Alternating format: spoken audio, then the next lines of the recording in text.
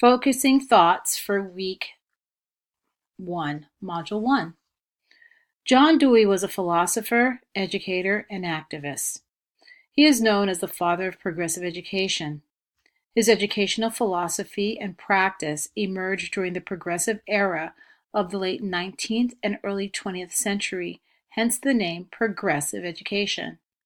Dewey was highly critical of the traditional classic rote pedagogy that dominated American schools. He felt that education had a higher purpose, which was to build a democratic society with the idea that democracy was constantly evolving as people and communities came together to shape a participatory democratic society. Dewey believed that school was a place of dynamic interaction between children and teachers, with classrooms being microcosms of democracy. School should be a place where children brought their whole selves into the learning process, their experiences, their thoughts, their culture, families, and communities. It was through children's experiences, thoughts, and ideas that they were able to construct knowledge.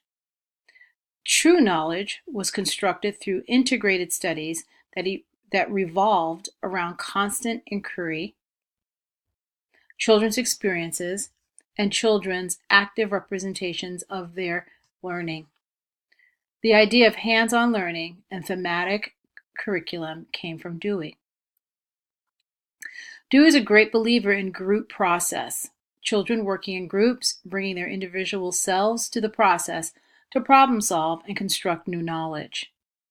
He was a firm believer that the individual strengthened the group and the groups strengthened the individual, the genesis of collaborative learning.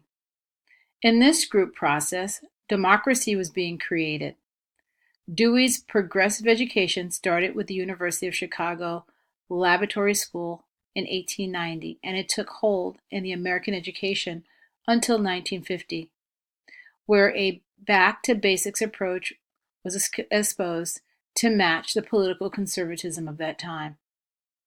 Today's struggle between a standardized curriculum, high-stakes testing, and the place of children in these school settings is a struggle between education for critical thinking and democracy, or education that is defined by how well an individual can fit the narrow box, a box which values the individual as a number, not a thinker, not an activist, and not an agent of social justice and change. So, share your thoughts this week with each other about your journey, how you came to Pacific Oaks, your goals, and why you are taking this class. Have a great day.